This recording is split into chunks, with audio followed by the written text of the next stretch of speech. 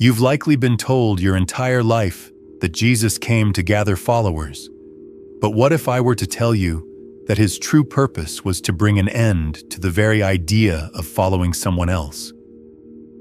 I realize that might sound impossible, and I understand it challenges everything you've been taught in Sunday school.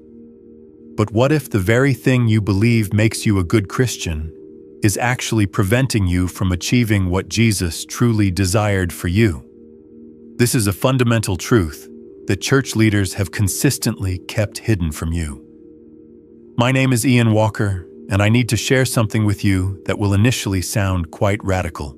However, once you grasp the core of it, everything Jesus said will suddenly become crystal clear. He wasn't seeking followers. He wanted something far more profound, something the religious establishment has dedicated the last 2,000 years to concealing from you. When you finally understand what he truly asked for, you'll comprehend why the earliest believers risked their lives to safeguard it. You'll understand why they were relentlessly hunted, thrown to lions, and burned at the stake. It wasn't merely because they believed in Jesus. It was because they embodied something that threatened every power structure on earth. Over the next 15 minutes, I'm going to reveal what Jesus actually meant when he spoke those two world-altering words, "Follow me." And I must warn you, once you truly understand his intention, you can never revert to being simply a follower again, because what he desired was so much more transformative. Let me paint a picture of how most people perceive following Jesus. You attend church on Sunday, you read the Bible, you offer prayers before meals, you strive to be a morally upright person, you adhere to the accepted doctrines, and you follow the rules.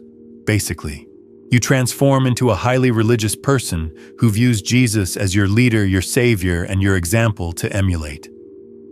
But here's the fundamental flaw in that picture. It's completely contrary to what Jesus actually taught. I myself spent 23 years within the church, adhering to this very interpretation of following Jesus. I underwent baptism confirmation and served on leadership teams. I possessed all the correct answers, sang all the worship songs, and even attended seminary. Yet there was always this nagging feeling that something essential was missing, as if I were merely acting out a role in someone else's narrative, instead of truly living my own. And then I began to delve deeper into Jesus's actual words, not what the church interpreted them to mean, but his direct words within their original historical context. What I uncovered was revolutionary. Jesus wasn't trying to establish a fan club. He wasn't attempting to construct a religious movement where people would worship him for eternity. Every time someone tried to elevate him to a king, a leader, or a figure to be blindly followed, he distanced himself. When people sought to build monuments in his honor, he walked away. When they attempted to crown him, he literally hid from them.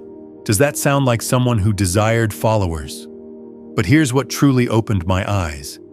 Jesus devoted a significant portion of his time to criticizing those who were already following religious leaders.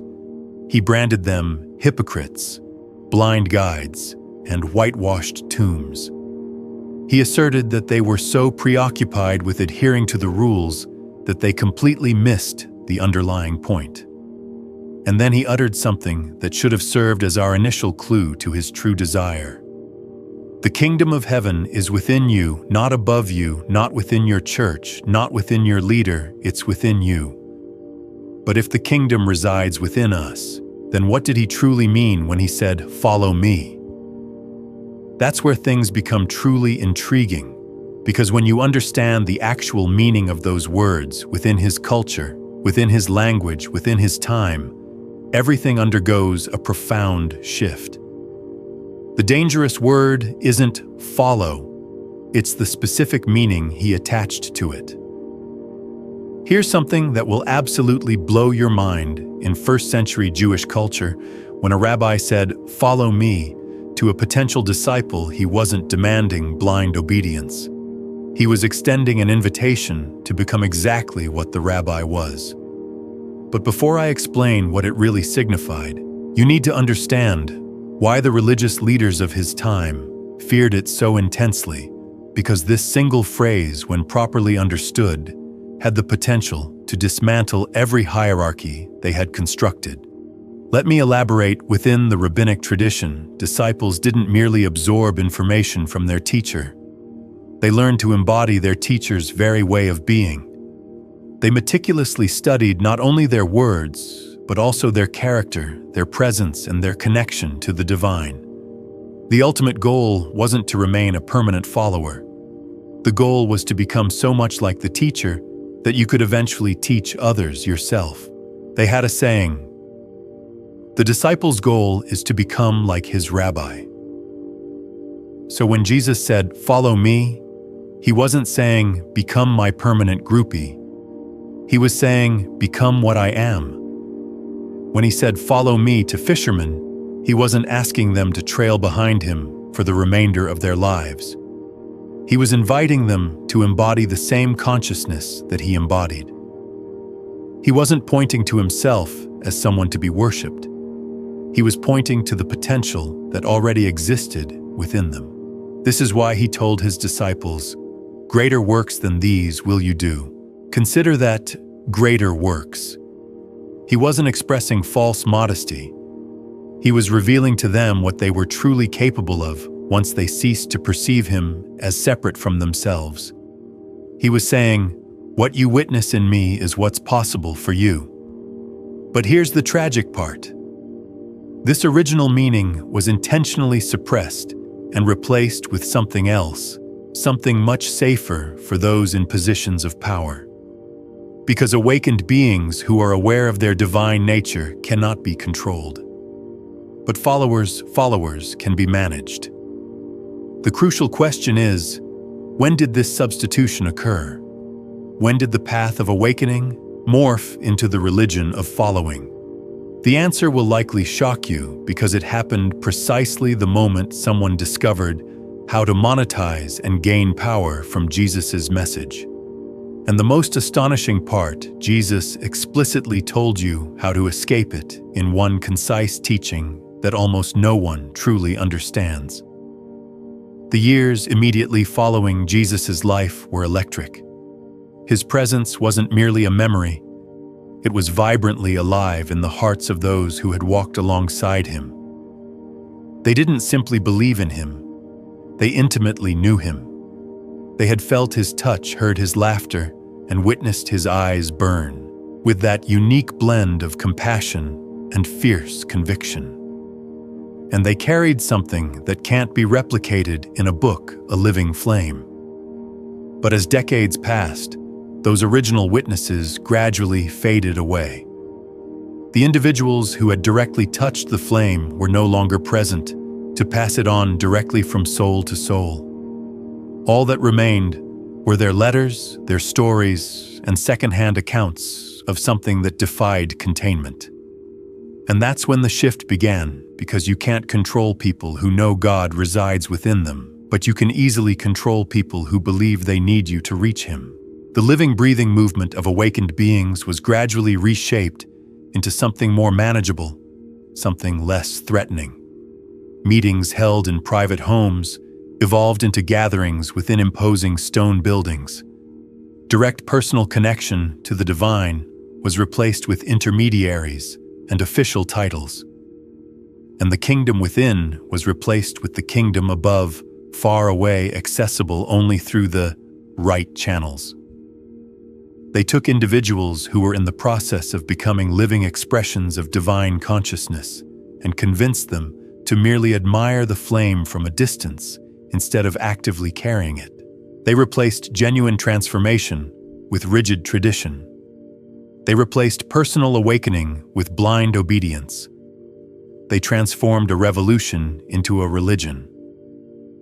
And it was remarkably effective. For centuries, it worked flawlessly. People ceased to believe they could live as Jesus lived. They began to believe they required someone else, a priest, a pastor, a specific ritual, or a prescribed doctrine, to access what was already inherently within them. The fire that had once leapt from heart to heart was now locked away inside a sanctuary heavily guarded by a multitude of rules. But here's what they were ultimately unable to extinguish: the code Jesus left in plain sight, the invitation buried so deeply within his words that no empire, no institution, no gatekeeper could ever completely erase. He foresaw that this day would eventually arrive, the day when the path of becoming would be supplanted by the path of following. And so he deliberately left the way back. That way back is concealed within the rabbinic tradition of becoming one with your teacher. Because what he truly desired was never simply followers. He desired mirrors, living reflections of the kingdom within. But even his closest disciples initially failed to grasp this fundamental concept. It required something extraordinary to open their eyes to what he had been trying to convey to them all along.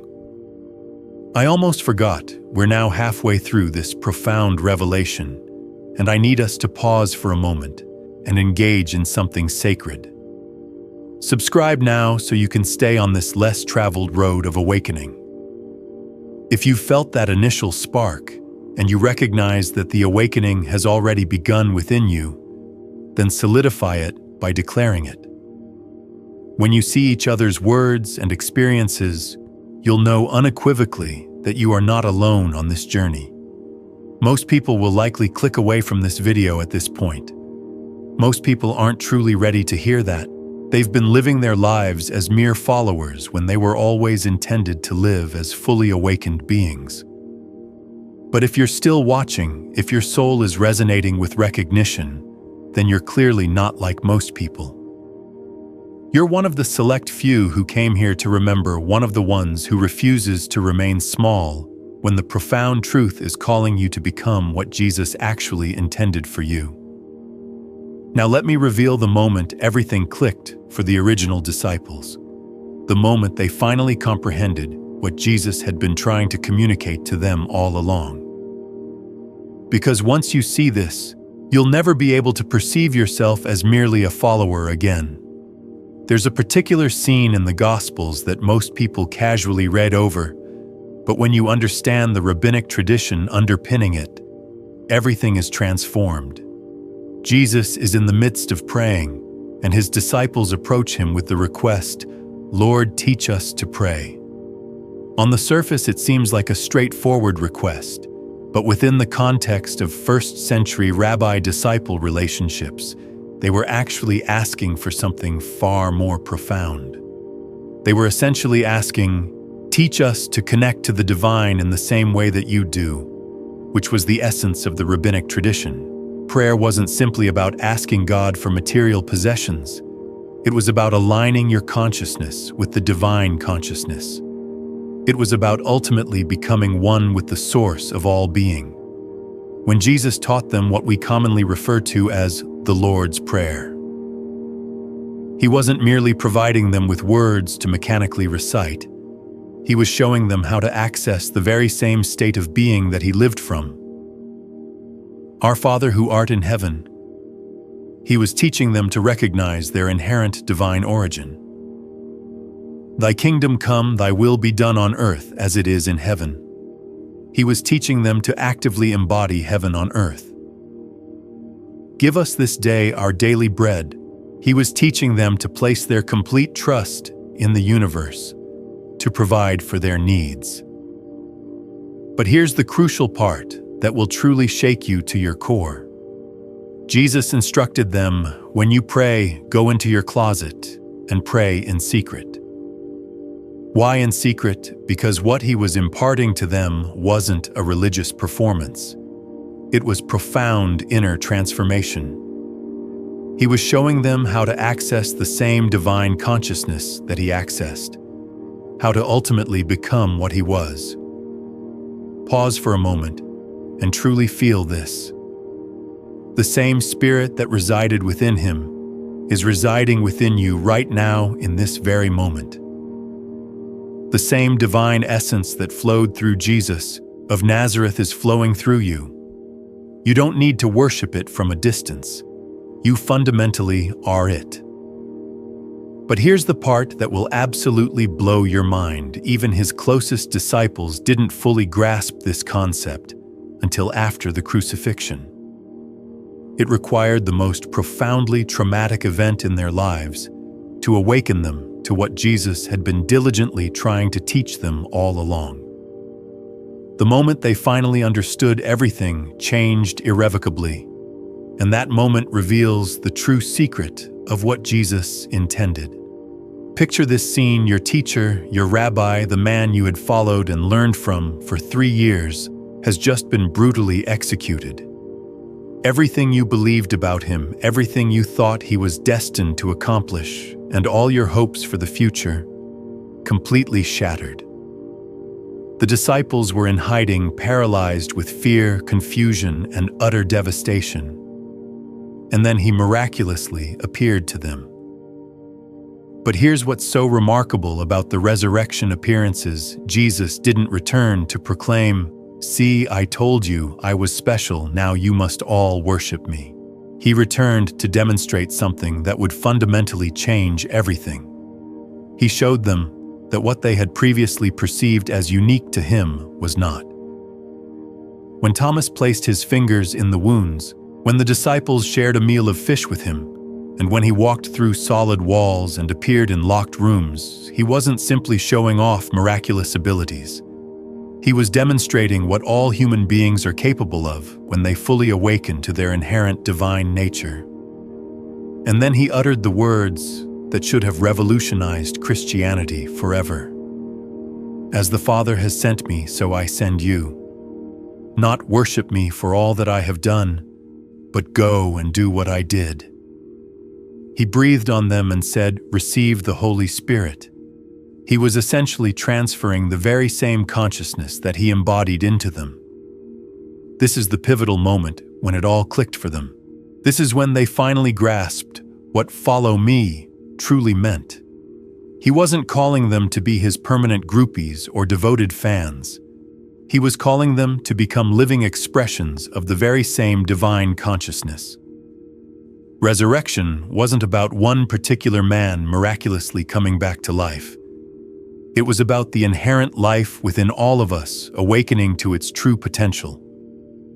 It was about recognizing that what we had previously perceived as separate from us was actually our deepest identity.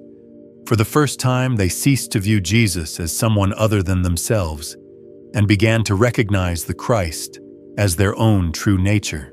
This is why Paul could confidently declare, "It's not I who live, but Christ who lives in me." This is why John could so powerfully write, "As he is, so are we in this world." They finally understood they were no longer mere followers. They were embodiments of the divine. And yet within a single generation, this profoundly liberating truth was already being eroded. The living path was being gradually transformed back into a rigid religion.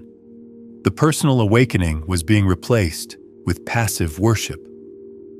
The question is, how did we lose something so powerful, so transformative, and so inherently obvious? The answer will likely break your heart.